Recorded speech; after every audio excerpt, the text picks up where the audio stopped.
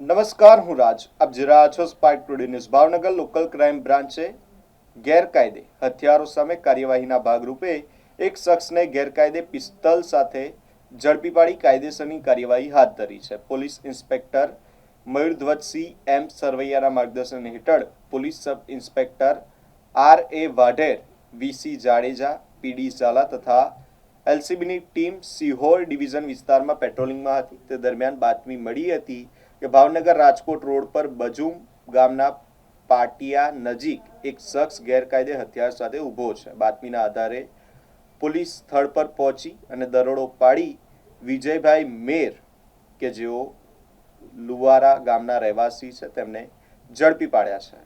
તેની પાસેથી અંદાજે 10,000થી વધુની કિંમતની ગેરકાયદે પિસ્તલ કબજે કરવામાં આવી છે. આરોપી વિરુદ્ધ હથિયાર અધિનિયમ ગુનો નોંધી વધુ તપાસ માટે સોનગઢ પોલીસ સ્ટેશનને સોંપવામાં આવ્યો છે.